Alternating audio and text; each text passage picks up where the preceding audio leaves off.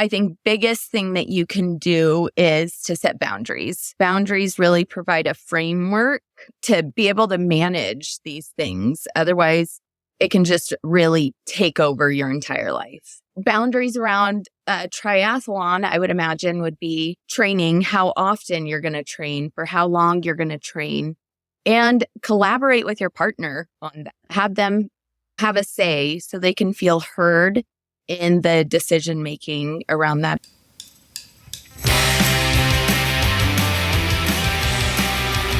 Hello, this is the May 31st, 2024 edition of the TriDoc Podcast, and I'm your host, Jeff Sankoff, an emergency physician, triathlete, triathlon coach, and multiple Ironman finisher, coming to you as always from beautiful, sunny Denver, Colorado. There's been some interesting sort of scandalous stories coming from the endurance world this past week. It's not really related to triathlon, but it's kind of triathlon adjacent, and I think it's worth discussing just before we get into the program. You may or may not have heard or seen on social media some of the somewhat scandalous revelations related to a gel known as Awesome Sauce. This is a product made by a company called Spring. They are located, I believe, in Germany, and it's a product that is much more known among the ultramarathon circuit.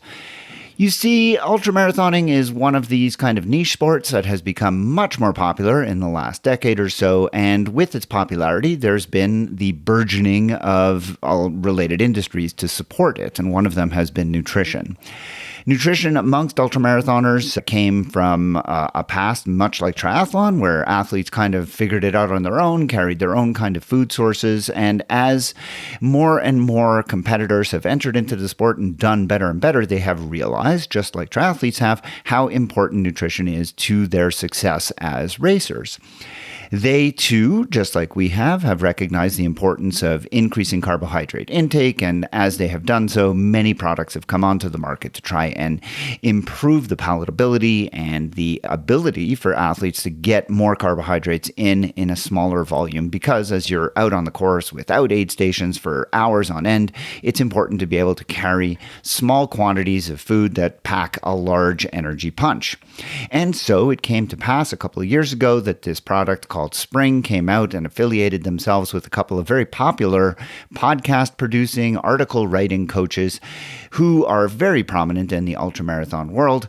And they together formulated this compound called Awesome Sauce. It was very popular, tasted great, and promised to pack a huge amount of calories in the form of 45 grams of carbohydrate per packet, and so you can imagine why this would be very, very popular.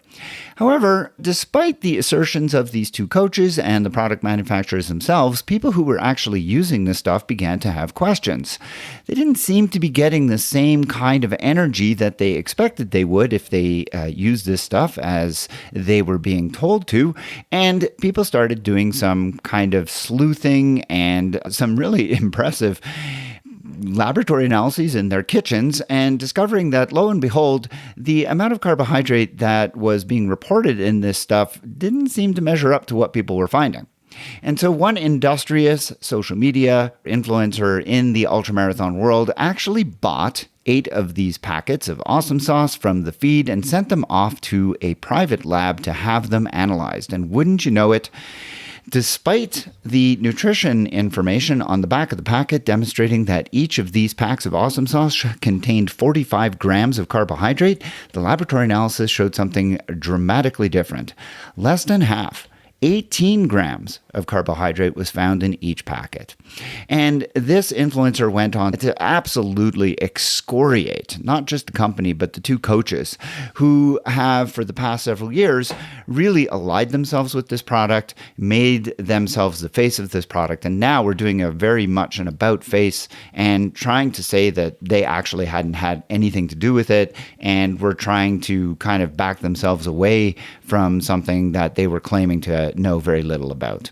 The whole thing is blowing up in a very entertaining kind of way and made me kind of question, well, number one, how is it possible that a company could produce a product for this long, make nutrition labels that were so dramatically discrepant from what was actually contained therein. And how did nobody know? Well, it turns out that the nutrition labels that we get on our packages are actually pretty tightly regulated. In the United States, they are supervised and regulated by the FDA, and you can actually you can experience some pretty stiff penalties and fines if you don't report accurately on those labels what's actually found within your packet. The problem is actually determining those numbers is not something that's so standardized. If you do it accurately, what you're supposed to do is send a sample over to a lab where they analyze the macronutrients within, and they'll report the grams of carbohydrate, fat, and protein, for example. There are other ways of doing really specific gas chromatographic analyses so they can determine the amount of micronutrients inside and do some energy analysis to burn the fuel to determine how many calories are contained within each package. But not everybody's going to do that. Instead, smaller manufacturers will just refer to different tables and will look at the ingredients that they use to make a product and will say, well, if I used a cup of flour, I can look at these tables and see that, oh, a cup of flour contains this many carbohydrates and that contains this many calories. And so you can kind of guesstimate what is within your product and then turn that into a nutrition label. And that is, by the books, that is okay. Where things go off the rails is when a company like this just kind of makes the numbers up and pulls them out of a hat. Now, they clearly were taking a huge chance, because if they got caught, they were obviously going to face a huge public relations disaster, as they did here, but they also face very, very stiff fines from the different regulating bodies. Now, they are in Europe, and so the European regulating body can crack down on them, but because the product is sold here in the United States, they're also going to face stiff fines from the FDA should the FDA get involved. And it only takes a complaint from a consumer for them to become involved, and I imagine that complaint is probably on its way. So what are we to take away from this? Well, we really trust those labels, and I think for the most part, it's probably okay to continue to do so. As I said, the regulating bodies do a pretty good job of making sure through random sampling and random testing that the vast majority of these labeling conventions are adhered to and are actually accurate. When we see what we see on the back of a package, we can probably take that as representing what is truthfully inside. But clearly, that's not always going to be the case. And so I think at the end of the day, there is going to be a certain amount of caveat emptor, or buyer beware. The other thing I think I can take away from this is that once again, we are seeing people speak about things that they really have no business speaking on. The two coaches involved have this podcast where they opine on all manner of things related to physiotherapy, medicine, coaching, which I think is in their lane, injury rehabilitation, which clearly is not, and nutrition, which they obviously have no obvious education or professional standing to speak about, because they were so clearly wrong on this matter. And so it comes back again to listeners have to really, really think about what the source of their information is. In this day and age of such wild disinformation in every sphere that we are exposed to, never mind politics, never mind news, but even things like this in endurance sport, we have to be sure that the information that we are getting, that we are consuming, be it in print form, in podcast form, in whatever form that we're getting it from, we have to be sure that it is coming from a source that is reliable and someone that we can trust. And so I hope that over the course of the last 145 episodes or so, I have given you that sense that I will only speak on things that I am educated on. And if I am not, I try to bring in people who will be able to speak to it with me and be able to bring you the kind of information that makes sense and that has a certain amount of credibility based on the background of the people who are speaking on it. If ever you feel that I am speaking out of turn, if I am wavering out of my lane and I am bringing you information that is somewhat suspect, I want you to let me know. And you know how to do that. Send me an email at tri_doc@icloud.com, or drop a comment in the Facebook group. You aren't a member yet? How can that be? Well, search for the TriDoc Podcast on Facebook, answer the 3 very easy questions in order to join the group. I'll gain you admittance, and I would love to hear from you. Have you seen other examples of what we saw this past week with Spring Awesome Sauce? Tell us about it. Maybe it's something that we can consider for a future episode as well, because this kind of scandal is, I think, really fascinating. And it's the kind of thing that we look to do on this podcast in the Medical Mailbag, looking at different things that are marketed to endurance athletes that either quote sort of pseudoscience or are trying to convince athletes that they need to have a certain product in their life, but in reality, that product isn't doing anything for them.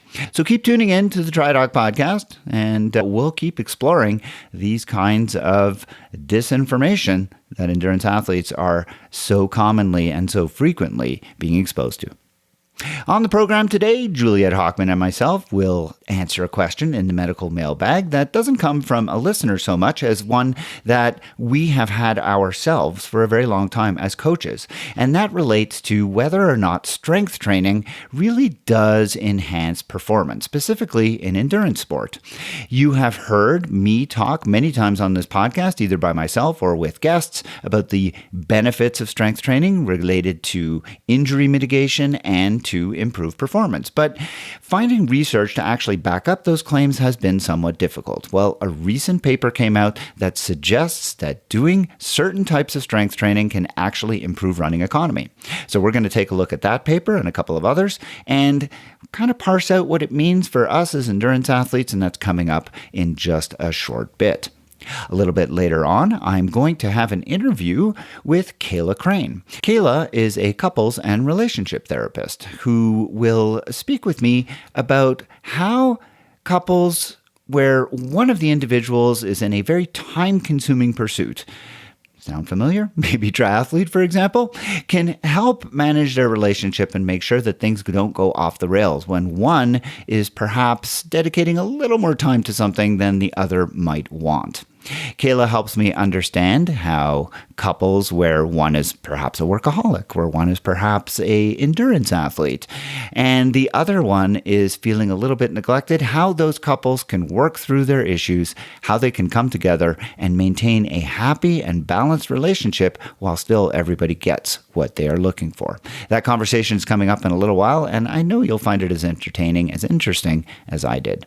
Before all of that, of course, I want to remind you all of the opportunity of becoming a Patreon supporter of this podcast. For about the price of a cup of coffee per month, you can join others who have decided that they want to support this podcast in growing and continuing to excel in all manners, technical and otherwise. Doing so at the $10 per month level will get you a thank you gift in the form of a BOCO TriDoc Podcast running hat.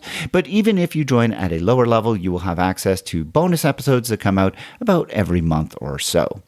So I hope that you will consider jumping on board and joining others who have taken the plunge and become a Patreon supporter. You can find out more information and see what you're missing if you are interested over at my Patreon site, which is www.patreon.com/TriDoc Podcast. And as always, I thank you so much just for considering.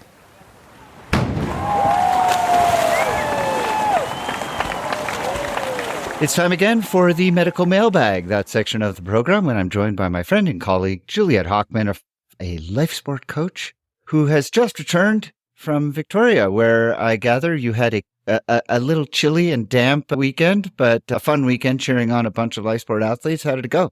Yeah, boy, the weather was appalling. We had it all. We had rain. We had incredible wind that took down some of the Ironman tents. We had cold. It was all the things. And wow. Oh, yeah. No, it was not so much on the day itself, but on the Thursday, Friday, Saturday. I guess Thursday was good, but Friday, Saturday, definitely. And then Sunday morning was definitely chilly. The lake temp wasn't so bad, but then when athletes got out of the water, of course, and got on the bike, those who perhaps didn't think ahead about grabbing a jacket or toe covers or whatever, there were a lot of tales of people who didn't warm up for most of the bike. because they were wet and cold. Yeah. So yeah, it was chilly, but athletes, the Ledgeport athletes, I think we had 17 or 18 athletes there. It was terrific right across the board, from your sub 5 hour finishers to your sub 8 hour finishers. Life Sport founder Lance Watson's daughter, Maya Watson, was the overall winner for all of the women, her first 70.3 win. Very excited, and it's exciting. So yeah, great weekend all around for all of the athletes involved. Saw some couple half marathon PRs because the weather for the run portion was perfect. Right? You just had to thaw your feet out. Yeah, exactly. Yeah, if you made it through the bike, you were probably well set up for a good run. I've done that race. The year that I did it was a spectacular day, really beautiful, no wind at all, sunny, warm water. Conditions on the run weren't bad. It wasn't super hot or anything. But so what was the temperature at race time yesterday or Sunday? The temperature of the water was 59-60 Fahrenheit. The temperature of the air was probably high 50s, low 60s, I'm guessing. It was a little bit difficult. I know I had 7 layers on the side of the course supporting, but I know that the runners had just their tri-kit on. So I'm not exactly sure what the temperature was once we got to sort of the time of the run. But it was, I mean, certainly it wasn't the sort of Arctic 34 degrees we saw at Worlds a couple of years ago. But of course, it was raining when athletes got on the bike. And so they were wet. The bikes came back through T2. I mean, you saw athletes dismounting and their bikes were just covered with splooge. So it was dirty out there. Wow. You know, it's a testament to the idea that not every day is perfect, and we have to adapt and make do with what we have. I know a couple of people who ended up on the podium for their age group. I know Maya, of course, who I also want to reiterate my own congratulations. Super exciting to track her and watch her do as well as she did. Not a big surprise. I was thinking she would probably do well like that. And I read the report from one of my friends, and she said, just like you mentioned, she was just freezing all the way through the bike. And then by the time she got to the run, like you said, warmed up and then had a great run. So great running weather, but you got to get through that bike to get to it. And it can be unpleasant. Well, it's interesting. I was razzing some of my Northwest or sort of Seattle and Portland based athletes. We didn't have the greatest spring for training, and everybody was doing all of their rides on the trainer. And particularly as we hit sort of late April, early May, I was saying, you guys, you've got to do some of these big bricks outside. I don't care if it's raining. It could rain on race day. And I had a number of them come back to me and said, good thing you told me to get outside, because it was exactly the conditions that we'd seen all spring in the Pacific Northwest. So I'm guilty of that. You have to train to the conditions. Yeah. I'm guilty of that. I mean, I live in a beautiful place where the weather is just about always sunny, and I don't like being wet and cold if I can avoid it. And it's so convenient for me to just go downstairs, and you're so right. I mean, you just don't know what the race day is going to bring, and you need to train for that. And yeah, you're right. Well, people who listened were clearly probably a little bit better prepared. So yeah, well, congratulations to everybody who got through. That's 2 weekends in a row that we've had tough conditions. Morro Bay the weekend before was also challenging, not just for the swim, but for athletes who got out of the water. They still had cold weather to contend with. So interesting spring so far as we head now into the month of June. My first triathlon's coming up next weekend. I'll be in Boulder for hopefully not super hot, but a little bit warmer and sunnier, as is usually the case. We'll see what happens. Yeah. But before that, we have a medical mailbag to get to. And this is going to be a topic that is not a question that was sent in, which is my chance to remind listeners, if you have something you'd like for us to answer, please do send it in, because we are always looking for things that we can talk about that come from you guys. But in the absence of those, we're always going to find something. And today we have something that I know is near and dear to both of our hearts, because both Juliet and I coach during the off-season strength training. And Juliet actually does this all year long. She trains a lot of functional strength programming, and I do strength with weights for Life Sport. And this is something that we are both firm believers in. But as I have mentioned before on the podcast, and as Juliet and I have talked about, there's not a huge amount of research that justifies or really lends evidence to what we both have said, which is that doing strength training really confers two particular benefits, one of them being it decreases your risk of injury, and the second one being it improves performance. And I think, Juliet, I'd be interested in your sort of feeling on this. I mean, I have always felt like my N of 1 is that I feel more resilient. I feel like I'm less likely to get injured. And when I do get injured, I come back quicker. And also, I just feel like it improves my performance. I mean, that's why I do it. Yeah, right. Yeah. And I know that we're going to get into some of the papers that you've been looking through in preparation for this podcast.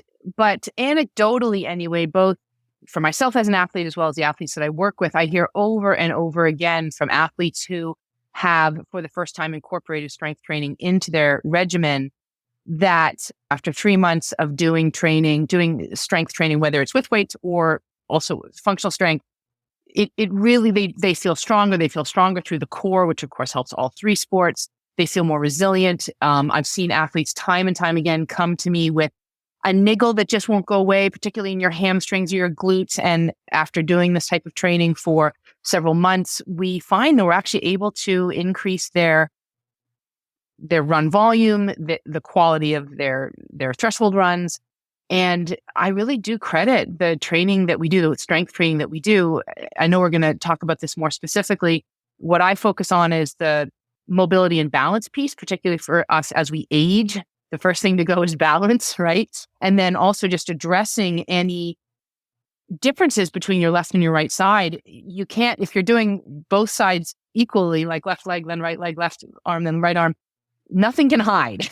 Everything has to come out and play in the sandbox. So you really do address one-sided imbalances as well. So yeah, no, anecdotally, a huge believer. Yeah. And I think also one thing we didn't touch on that I think there is good evidence for is strength training for postmenopausal women. There's a growing body of evidence that women lose muscle in their postmenopausal state, and that has a huge impact on their ability to perform.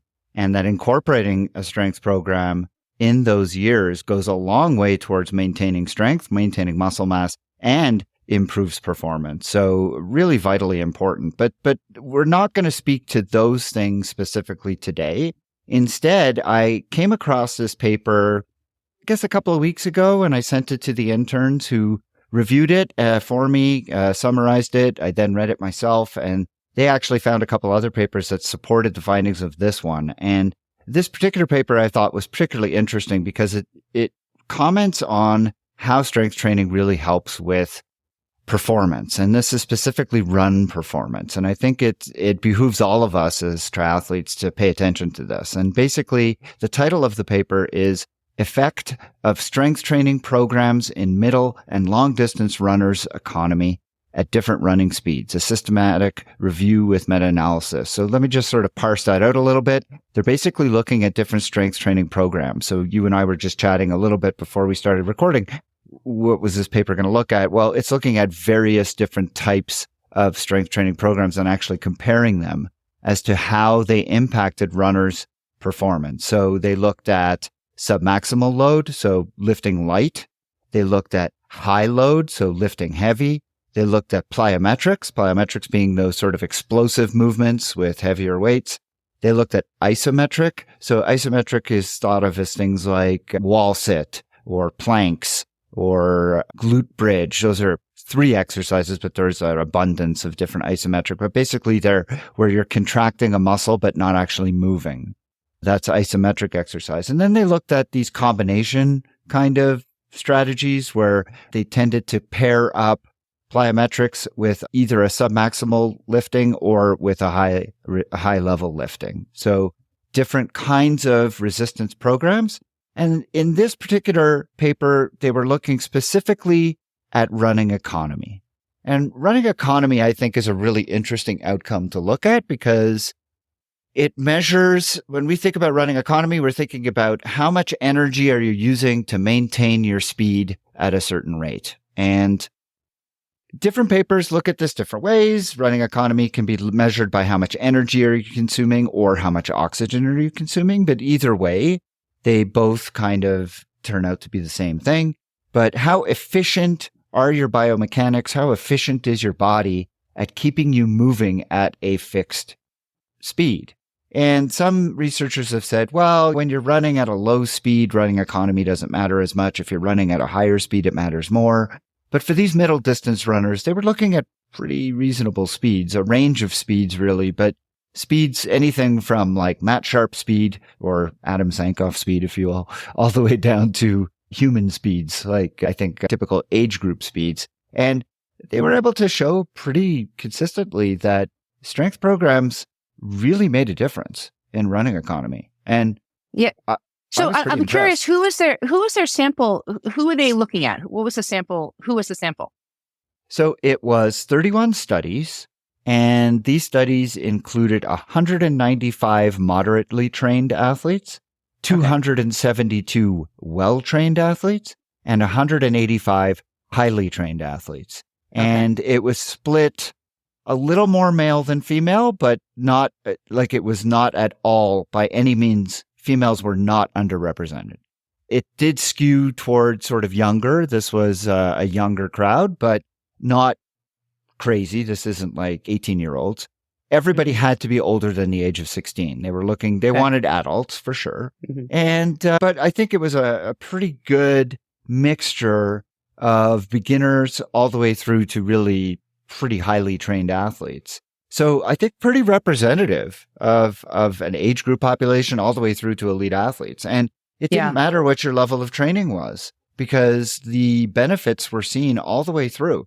If you were a higher level athlete, you tended to run at a much higher pace, but you still saw the same benefits from incorporating strength training. But interestingly, some kinds of strength training were better than others, which I thought was probably not that surprising, but interesting. All right. Well, I want to find out which, of course, we all want to know which types of strength training were more effective than the others. But I also want to touch on the fact that the study that you're looking at, or the meta-analysis you're looking at, is all about run economy. And quite honestly, as a coach, I am as interested in injury prevention as I am in run economy. I mean, for age group athletes, age group triathletes, if they're going to get hurt, it's going to be on the run 9 times out of 10, right? And so I feel like one of our huge jobs as coaches is to, while continuing to make sure that they are improving in all 3 disciplines, make sure that they stay injury free. And so that's perhaps is a conversation for another day, but it'd be really interesting to see also if there's studies out there that look at injury prevention among runners across the age group population. But let's go ahead and talk about. Well, I want to address that. I do want to address that because I couldn't agree with you more. And I've spent a lot of time thinking about this. And I've reviewed one paper in the past that talked about injury prevention. And it was, of all things, it was a paper that looked at training the small muscles of your feet. And this goes back to that, what was that book about barefoot running? I can't remember. Oh, right. But, I remember that. There was this whole idea that, oh, look at these people who run barefoot. They do so well, they never get hurt. And so this translated to, oh, we should all be running barefoot. And then all of a sudden everybody's getting hurt. But the notion that the tribes who run barefoot have very strong intrinsic muscles of their feet is probably true. And this one paper that I reviewed, it goes back a couple of years now, that if you could just do exercises to strengthen those intrinsic muscles of your feet, it goes a long way to stabilize your whole lower leg and actually decrease the outcome of injuries. Now, it's a really, really hard study to do well because there are so many things that play into injuries, right? What's your baseline? What's your background? What is your age? What pre-existing things? How much are you training? It's so hard. There are so many what we call confounding factors, things that can impact the thing that you're measuring, but also impact the intervention. So for example, your age. Your age impacts whether or not you're going to develop an injury. It also impacts how well you can do strength. So it's called a confounding factor. So there are tons of confounding factors when you want to look at injury as an outcome. And that's why it's really hard to do a study on strength training to see if it prevents injuries. It's just really, really hard to do. Right. That doesn't mean that nobody should try. I think the best way to do it would be to do these retrospective studies, outcome studies, where you look at everybody who's got an injury. You look at a similar group who doesn't have an injury and you say, well, how many of you did strength training? And I bet if you did that, you would probably find that in the non-injured group, you would find a few things that stuck out. And one of them would be that they did strength training. I'm guessing, but I don't know that for sure. But you're right. I mean, it's really hard to study. We don't have that answer. I don't know if we ever will get it in a way that is satisfying to everybody, but I continue to believe that it's helpful, and I'll continue to proselytize that until we have evidence that says the other thing. But getting back to this question, which is improving running economy. So they looked at, as I mentioned before, they looked at various different strength training regimens, and they weren't all equal. They all seemed to have some benefit. The least benefit was submaximal load. So if you're lifting light, you're not going to see much benefit. The next was the plyometrics. So doing plyometric, which was surprising to the authors as well, because plyometric would seem, doing these explosive type exercises would seem to be the kind of exercises that would build strength, would build resilience amongst the tendons, would be the kind of exercise that you would think would lend itself to improving run economy. But while it did give a measurable improvement in run economy, it wasn't as great as you saw with high load lifting. So lifting heavy, not lifting like to get big, but lifting heavy the way I have been using it, which is heavy lifts, fewer reps, 3 sets. So I basically give 3 sets, 5 reps, pretty heavy, not increasing the amount between reps. So you're just increasing a same heavy amount, about 80% of your max, doing that 3 sets, 5 reps. So it should be pretty difficult. And then that seems to give the best increase or improvements in run economy. The combination of plyometric and high load also was pretty good and seemed to come close to high load alone. But high load seemed to be the best, which I thought was pretty cool. Yeah, I mean, it's not that much of a surprise, I guess. I mean, where it seems like there have been more and more, even in the popular press, articles that have come out in the last 5 to 10 years talking about the importance of lifting heavy, again, particularly as we age, particularly for female. But I guess it doesn't surprise me that this would be a good recommendation across the running population. And I want to say that what we saw was that not only did all of these strength training improve your running economy, it made you stronger, which is not that surprising, right? So we saw that across most of these studies looked at about an 8 or 10 week period of strength training. And over that period, people were able to lift more. They were able to do more reps at the same weight or lift the same reps of higher weight over that 8 to 10 weeks. And then they would end up seeing an improvement of running economy it's not gigantic, but it's there. And it was statistically significant. And running economy does translate to running performance. We know that because if you're able to run at the same speed using less energy, then you can run farther at that speed and therefore will be able to show improvement in your overall performance. So I think it is a important finding, and it is one that we could take to the bank. And it's seen in another study that I came across that actually looks at performance, not so much in running economy, but in time. And this was a study that came out of China in 2019.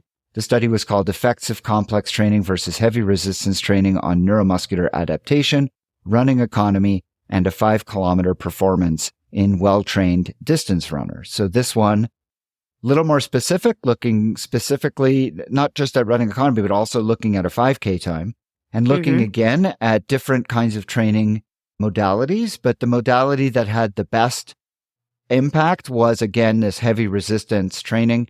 And over the 8-week training phase, they were able to show a 2.8% improvement, which turned out to about a 34-second improvement on a 5K, which is not insignificant. No, right? for sure. That over a 5K time, that's pretty good. Never mind the running. Like this was compared to people who were training running without strength training. So you got 34 seconds just from doing the strength. And to me, that's a big bonus. Like I know my son who's training for cross country, he's doing strength twice a week. When I tell him that he can get 34 seconds for free, for free, you know what I mean? By not running any harder, but by doing strength, I think he'll be all in because he's looking for that time, right? And that's a pretty big deal. That's a pretty big deal. If that's true and if it can be extrapolated out, then you're talking 2 minutes for a half marathon. Sure, absolutely. Of course, I don't know if we can, if we can make it that linear, but we might not be able to make it that linear, right? It might not be, but it's interesting to think about it that way.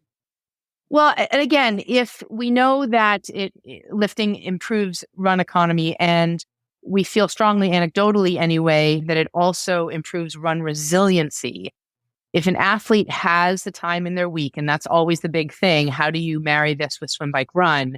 Then, I mean, we're big advocates of lifting, of strength training year round. So not just in the winter, not just when it's cold and you're indoors. Of course, you have to work around your A races, making sure you're tapering your strength program appropriately for that. But functional strength, anyway, has so little impact on an athlete's overall program. It really doesn't add fatigue, and yet it supports swim, bike, run in such a way that we can have athletes do that all year round. And strength training, or I should say strength with weight, lifting heavy, also has its place year round as well. It's just you have to be a little bit more careful with it so you don't add fatigue to weekly sessions, particularly as you get into more quality work.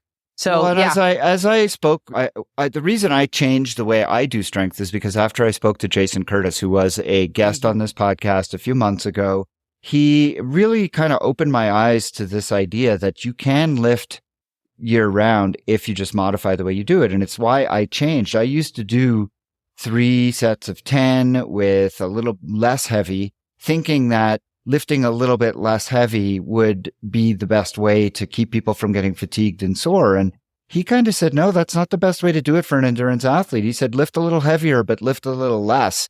And you will find that your athletes are not as sore. They're not as fatigued. They're able to come back and do their exercise the next day. And I have found personally, he was 100% right. The only thing that has impacted me is I'm more fatigued because I'm training more on the bike, the swim, and the run.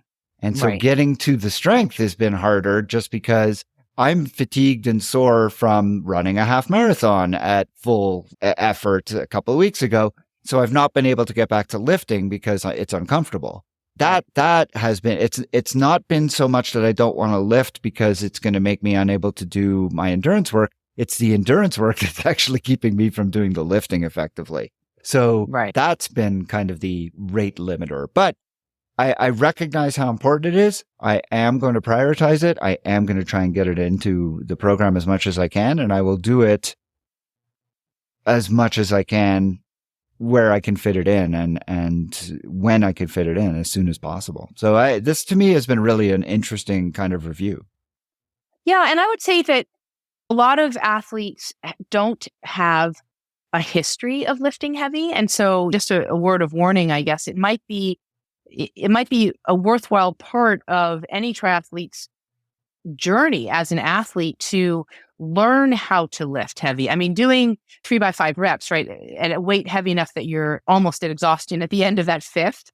I mean, you've got to know how to do it safely. And so it might be worthwhile hiring a personal trainer for 5 to 10 sessions just to understand how to do the movements safely so that then you can do them on your own effectively. I mean, that's always the big fear of asking a newer athlete to start lifting heavy, right? We just don't want them to get hurt.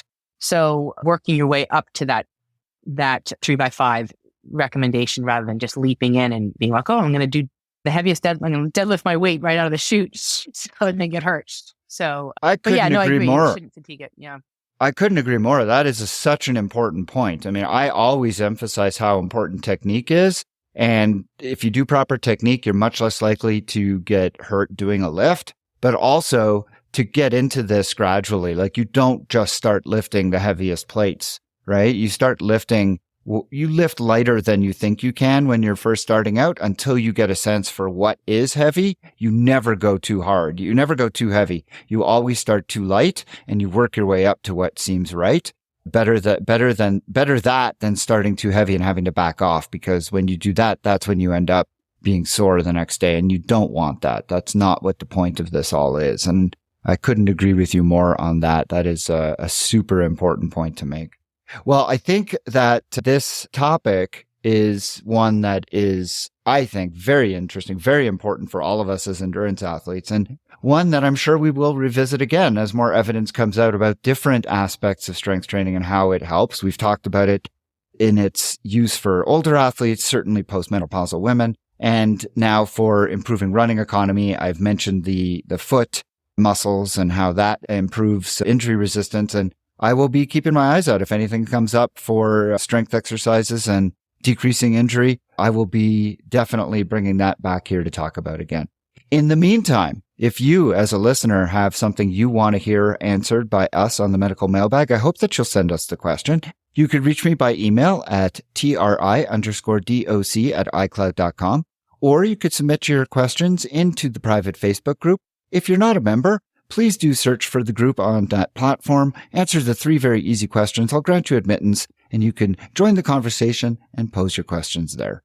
Juliet, it's been a pleasure having this conversation. I look forward to catching up with you for the next segment of the Medical Mailbag coming up in a couple of short weeks. Ditto. Thanks so much, Jeff. If you have ever raced an Ironman and maybe even a 70.3, you've probably seen the sign. Somebody along the run course holding a neatly printed piece of poster board with bright, colorful letters that reads, "If you're still married, you didn't train hard enough." You chuckled inward and you soldiered on, but let's face it, that sign resonates. I've said many times on this program how triathlon is ultimately a very selfish endeavor, and I have spoken over and over again about how important it is to acknowledge that and make this sport a team sport by starting with those who are closest to you, your spouse or significant other, and any kids if you have them. That is your core team, because without their support, your success in this crazy sport is anything but assured. I've also told you about how it took me too long to figure this out for myself. I struggled to find balance in my own training and home life, and it cost me dearly in both. I was unhappy in racing, and no one was particularly happy with me at home. Fortunately, I got my crap together in time to prevent any permanent damage, and now my family is a huge part of my decision-making in all things multisport, and they are my number one priority, period. For many, though, endurance pursuits can expose or cause fractures in relationships, and that's why I have invited my guest for today's episode to join me. Kayla Crane is a licensed marriage and family therapist and the owner of South Denver Therapy. She specializes in relationships and mental health. She offers practical advice and insights for those looking to enhance their relational and emotional well-being. Kayla wasn't all too familiar with the strains that a triathlete can put on a relationship when I first spoke to her about being on this program, but she recognized many of the issues that I brought to her that I wanted to discuss. And so I'm really glad that she's here to help us try and be better partners while we continue trying to better ourselves. Kayla, thank you so much for joining me on the TriDoc podcast. Yeah, thanks so much for having me. Well, I want to begin first with just kind of a generic question, and that is, what are kind of the common themes of what brings couples to you for therapy? I imagine you must see a lot of people who come to you, and in the end, they probably come to you for a finite number of reasons. What are they? Yeah, there's a few kind of big overarching concerns that most people want to address. One is obviously to improve communication. That's a struggle for, I would say, every single couple I work with can improve their communication. People come to just deepen their connection with their partner, conflict resolution. I would say those 3 kind of encompass all of the other topics that we touch on. And though you may not have had any triathletes in your practice so far, I would imagine that what I've described probably sounds a little bit familiar. One of the pair is coming to, or the couple is coming because one of the two has engaged in a pursuit that is taking them away from the couple for long periods of time, and that is causing issues. This must sound familiar, I'm assuming. Yeah, definitely. It really reminds me of a workaholic, right? That's definitely a factor in a lot of couples that I see. Those that struggle to find the balance between work and their relationship. So what are the kinds of advice that you give that kind of couple to to get through that, to work through that issue? And what would you say to someone who wants to avoid that in the first place? So I guess that's a two-part question. Let's deal first with, we have a couple that's coming to you.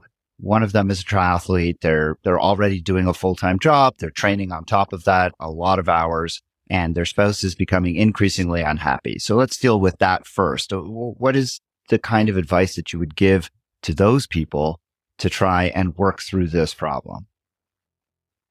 The very first, and I think biggest thing that you can do is to set boundaries.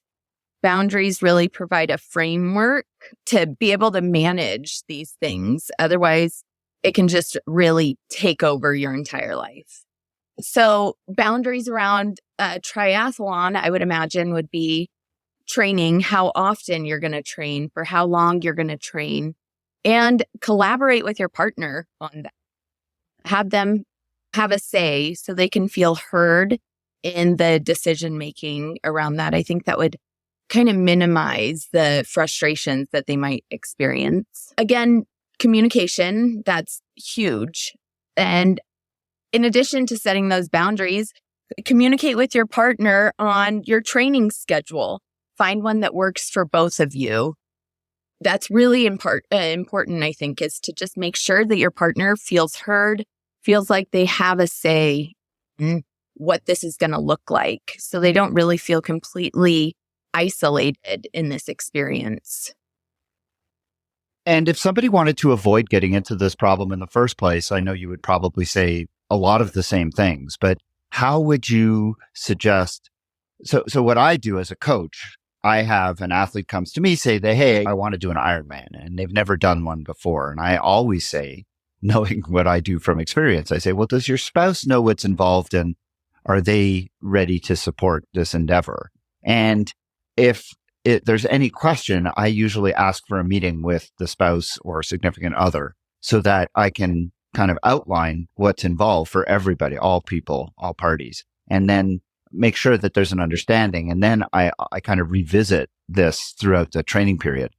But is there anything else that someone can do if they're going to be embarking upon this kind of pursuit? Because I will say, for me, I got into this without really recognizing what it was going to entail. It just kind of dovetailed. It kind of grew over time, and it became more and more addictive. Addictive's not really, addictive has a negative connotation, although we often as triathletes speak of it as an addiction.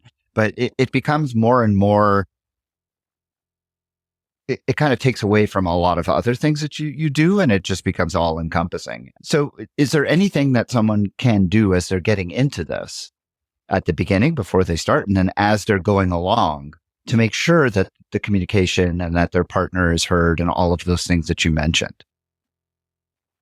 Yeah, I mean, I think once again, just including them in learning about all of this, I think it would be really helpful to sit down with their partner and explore and research, what is this going to look like? What is the impact going to have on our lives?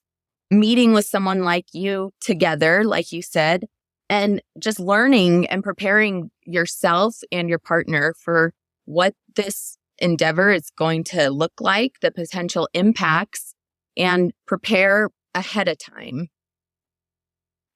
And what do you tell people when they reach sort of an impasse where one person is, listen, I really want to do this, and the other person is, this is just having too much of an impact.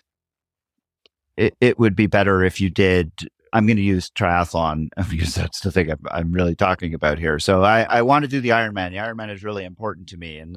And the significant other feels, look, this is just too encompassing. Why don't you just do a half? And that can be a major concession for the athlete. How do you help the athlete come around and recognize, because it is a sacrifice. I've made that sacrifice personally because I know it's important to my family that I not put in the hours to train for the Ironman, and it's a sacrifice that I'm willing to do. But I know for many people, it's really, really difficult. How do you help them kind of come to the understanding that they need to do this to have this kind of healthy relationship? Well, I think the first thing is trying to be able to see your partner's perspective, looking at it from their side. What would this be like for me if my partner was spending all of their time in a hobby that is not really a part of my life? Next, I think you sit down together and have a conversation. How can we make this work for both of us? And that's going to take a little bit of compromise, I think, on both sides. Whether that compromise includes those boundaries around the training, or if you're going to bring your partner like to train with you and kind of be included in that. Also, I think explain to your partner like how this is kind of going to be worth their while, right? If I'm going to be spending time doing this, I will also be maybe very intentional and ensure that we have a date night once a week, or do something really special for you to kind of make it feel a little more balanced. Like the other partner is kind of not just losing out on all of this time that they want to spend with their partner. And I don't want to leave you with the impression that triathlete is a relationship destroyer. I have been married now for well over 20 years and have been doing triathlon for I'm coming up on 25 years of marriage, and I've been doing triathlon for just about 22 of those years. So triathlon for me has been very positive for my health, my well-being. It's been a huge influencer on my children who see the results of hard work and dedication and have themselves become very accomplished athletes and take enormous pride in what I do and take that with them when they go to the practice field and when they go and compete. So I think that having a parent or two who are invested in a lifelong pursuit of fitness and competition, the way a lot of triathletes are, can really bring a lot of positives to a family dynamic. And I wonder if you have seen that kind of thing in your practice where one parent is saying to the other, for example, hey, like this is something that's really positive. I think that maybe you should sort of see what I'm doing as being positive rather than negative. Yeah, we can get there. But again, the other partner has to be on board. So you have to have them feel included. If they feel like an outsider and that they're missing out on time with you and they don't see the benefits, then they're not going to be able to look at that perspective. But once they are able to, if you can utilize these strategies, really include them, collaborate on them, let them really see the benefits that it's providing to both you, your children, your family, I think it can really model dedication to your family. It's a obviously incredible form of self-care. It encourages discipline, encourages motivation. And I think that's a great way to reframe it when one partner is really not able to see that side of it. Yeah. So I want to kind of go back and revisit some of the important points. Could I be more redundant? I want to go back and kind of revisit some of the things that you've highlighted here in the conversation because they keep coming up and I think it's worthwhile kind of listing them. So clearly communication, first and foremost, setting boundaries for your hobby. It doesn't have to be triathlon, but whatever it is that's taking so much of your time, setting boundaries so they don't interfere with the other important priorities in your relationship, be it family related things or just things related to your significant other. Having expectations so that you and your partner both understand what the expectations are that you are involved in, but that also you understand the expectations of your partner so that you don't infringe upon them. And that goes back again, I think, to boundaries. And then also the notion of collaboration so that you see things from your partner's perspective so that it's easier for you to understand what it is that would be bothering them so that you can collaborate with them in order to find a better training regimen, to be able to train at times that's not going to interfere with their priorities, to be able to train in amounts that's not going to interfere with their priorities. And then also to recognize the things that are important to them so that you can pay back for the times that you might be inconveniencing them. Am I getting all of kind of the major important pieces that we've discussed so far? Yeah, I just wanted to add one piece is keep in mind that your partner is not trying to nag you, right? They're not trying to just give you a hard time. They're trying to get more time with you because they love you. They're trying to get you to recognize, I want to spend time with you. I think that can kind of get lost a lot of the times, especially with, again, like overworkers. Their partner just thinks, you just want to be away from me. And the other partner thinks, well, you just want to give me a hard time. And so I think that's something we really work on in couples therapy is, hey, assume best intentions. Your partner's here because they love you. And all they want is more time with you. They're not trying to just give you a hard time to bother you. That's so interesting. I think that's really something that I want to stick on for a second, because so often I think that things go south because we don't do that. Like we hear what we want to hear, or we don't say what we should be saying, because as the person who's aggrieved, I could just imagine so many times when I've had these kinds of conversations with my own wife, and I can hear her saying something to me, or I can hear myself saying something to her. And yeah, I mean, reading between the lines, what we're really saying to each other is, yeah, I love you. And I wish that I had more of your time, not stop doing what you're doing. But it always comes out in a way that is stop doing what you're doing. Or at least that's how you hear it. And how do you encourage people? Because it is in the heat of the moment, it's really hard to assume those best intentions and really hard to hear what is actually being said, because you hear the words that are coming out of the mouth. So how do you get people to make that switch, to make that connection to the best intentions? Yeah, that's really an exercise in vulnerability. Because frustration or irritability or anger, it often masks those vulnerable emotions. Because when our partner has hurt us, we don't want to be vulnerable with them, right? So we'll express that as frustration or anger. And that might really be masking disappointment or rejection. So if you can replace those angry feelings and really kind of get down to the root of it. What am I really feeling here? And you can tell your partner, hey, I'm really disappointed right now that you're going to miss dinner with us tonight, or I'm kind of feeling rejected right now. I think that can really evoke some empathy from your partner. Oftentimes when we express frustration or irritability, it'll really push our partners away, right? Oh, I don't want to get near that. But when we're expressing pain to our partner, that kind of brings them in and, hey, let's work together. How can we not make you feel disappointed or rejected or whatever painful feeling you're actually experiencing?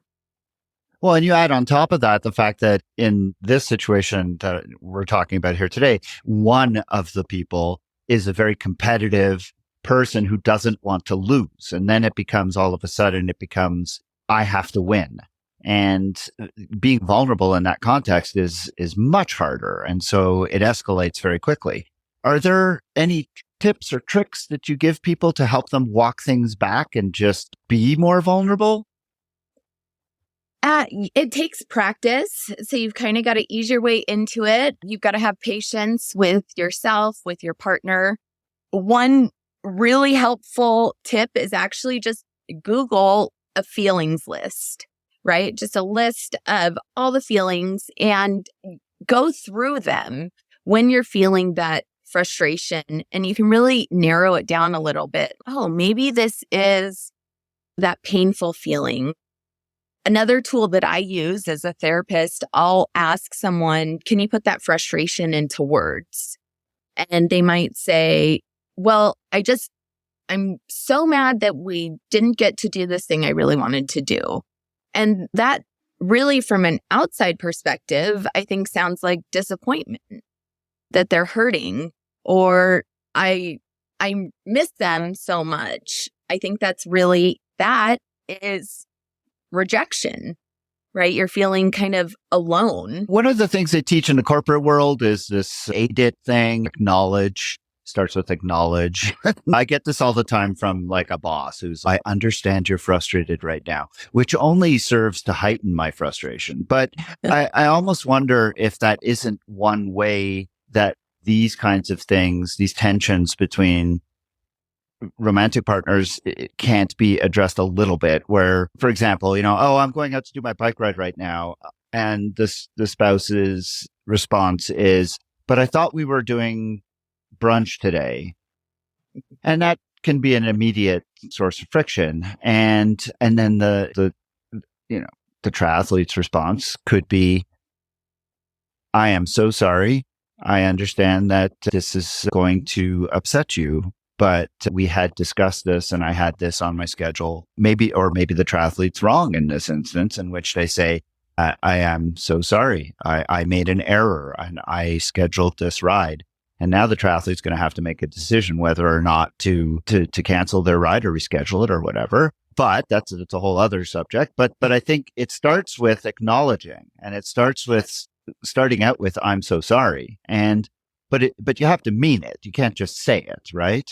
Well, yeah, and that's, I think, in the therapy world, we use the term validating for maybe acknowledging, and so the trick with validation is you can validate even when you don't agree. And the way you do that is you focus on the feeling and not the why. So people get tripped up and they say, I can't validate that. I wouldn't be disappointed if my partner went for a bike ride. So then you just say, what would it feel like if you just felt disappointed? And you share your experience. Oh, well, that would be really hard, right? And you kind of elaborate on that.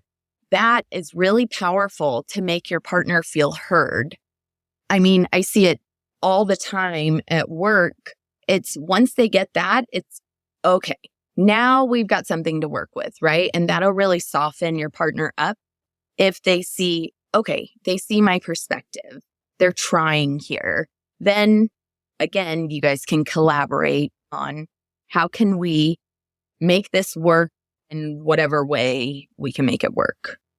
Yeah, I really like that. So again, coming back to that collaboration, hearing each other, validating, really, these are all great catchphrases and all great tools that I think we can all use in navigating these kinds of things. But as far as I'm concerned, it starts with doing these things before you get into it, because I think it's so important. We started this whole conversation with communication. It's as long as you keep those avenues of communication open, you're going to already be, I think, halfway over the hump of dealing with all of these things, because it's when one person stops communicating and all that stuff gets bottled up inside that then you have a problem.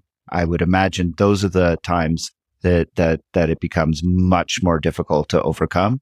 Is that an accurate assessment? Yes, definitely. Proactivity is helpful. And so if you guys can, again, go back to that communication ahead of time, what's this going to look like? But don't think that it's impossible to repair, right? Even after you're kind of in it, you can still try to validate and see things from your partner's perspective. And I think you can really get back on track. And there is going to be some slip ups, right? You're not going to do things perfectly, but that's okay. You keep in mind you can repair, and trying to verbalize what you're going through, that can really get you back on track, or that can keep you from going too far off track, right? When you're kind of noticing, you need to maybe set aside some time every week to kind of like, let's go over, how is this looking for us? What's working? What's not? Utilizing those vulnerable emotions. And I really like that that check-in that people can do. It gives them the opportunity to share, you know what, this I really didn't like on Thursday night when you said you were going to be home at 6, but you weren't there. Can we work on not having that happen again? So I think those check-ins would be really good. That proactivity, but also don't lose hope if you kind of go off track. You can always get back on track. So I have one last question. It's completely unrelated to everything we've talked about so far, because I've always kind of been fascinated about this. I would imagine you see a lot of couples and they come to see you, and I bet that both people in the couple spend probably at least 50% of the time trying to get you to be on their side to convince the other person that they are right. So A, how do you avoid that? Or what do you do about it? And B, second part of the question, what do you do when you're sitting there and you're thinking to yourself, oh my goodness, person A is so clearly the wrong one here. Like, how do you not side with person B? Yeah, I think a lot of people do come in thinking, oh, I'm going to show you where I'm going to get someone to back me up and show you how wrong you are. And in school, we are taught in couples therapy to be completely neutral, and you don't ever take sides because that kind of make the other partner upset and they won't want to come back. The type of therapy I was trained in works a little bit differently in that we do point out what the pattern is or what's going on. And sometimes one partner does need to be identified. Like, is this really working here? So how I do that is I just highlight what I see, what I'm experiencing in the session. Likely if I'm experiencing something, the other partner is too, I'll check it out with them, maybe not. And I'll just point that out. I'll identify what I'm seeing, and that'll give the other partner, it'll give them an opportunity to try to explain their perspective, what's going on. Again, they're probably not having ill intentions. They're not trying to hurt their partner, but they're just not doing it in the right way. And that's why they pay me, right? To help them get that across in a more effective way. Or some of these behaviors, habits, they're not working. And if I remain completely neutral, we're not going to be able to address that, right? So I think it is important to sometimes in a therapeutic, professional way, point out, is this really serving you? I'll ask them at the beginning of our work together, what are your goals for therapy? And I can use that. I'll say, well, is this really helping meet that goal? And if it is, then keep doing it. But if we identify that it's not, let's all come together and problem solve. How can you figure it out? How can we fix it? And presumably, if people are coming to you, it's because they want to stay together. So you're not ever going to take the position that, look, this isn't working. You guys need to find something else. Yeah, I won't ever I won't ever give advice, right? That's not my job, is to tell people what to do, how to behave. My job is to just be that neutral third party outside perspective, and to be able to reflect what is going on, what I'm seeing. Because when you're in the relationship, you can't see it, right? Like when all the emotions are involved, that takes over everything. And so I can be the regulated part and help them see what's going on. And sometimes I do have to check back in periodically through the session. Why are you here? And that will really put things back into perspective when we've really kind of gone off track. That can pull them back in at just reminding them, what are you here for? What's the point? I want to finish on this because I think it's important. If people are together for the right reasons, and if people are coming to you for the right reasons, then even a damaged relationship is salvageable. And I guess what I'm getting at is if you're a triathlete and you find that triathlon has become all consuming for you and it's really damaged your relationship, if your relationship was really healthy before and you want to get that back, it can be salvaged if you do the right things. And maybe couples therapy is one of those things. But if you're in it for the right reasons, then even if it's damaged, it can be salvaged. Is that an accurate assessment, Kayla? Yeah, definitely. I think this definitely sounds like it's a fixable thing for the most part. And if you're there, that, like you said, that's a huge piece of the puzzle, right? That's giving you a big head start. Like, I'm already here. I'm committed to making this work. And so there's a lot of work to do, but I feel like that's the biggest piece of work, is to get into the couples therapy. Then we've obviously got stuff to work with and we can fix it. Well, Kayla, if anybody's listening and is interested in finding you, I will have all of your contact information in the show notes. But just in case anybody's interested, do you only work in person? Do you do virtual? How do you work? I work in person in Denver, and I do see couples virtually for either therapy or relationship coaching.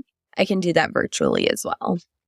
Awesome. Well, Kayla, thank you so much for taking some time to chat with me today. I thought this was a really interesting and helpful conversation, and I hope my listeners will find something in it that can be of use for them as well. Kayla Crane is a licensed marriage and family therapist, the owner of South Denver Therapy. As I said, I will have all of her contact info in the show notes should you be interested in reaching out to her. Kayla, thanks again for joining me today. It was a great conversation. Yeah, it was a pleasure. Thanks so much for having me.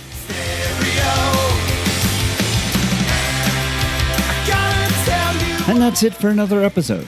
The TriDoc Podcast is produced and edited by me, Jeff Sankoff, along with my interns. I'm Agent Johnson. This is Special Agent Johnson. Oh, how you doing? No relation. I'm Jeff Sankoff, the TriDoc. I'm in charge here. Not anymore. Those interns are Ian Johnson and Ben Johnson.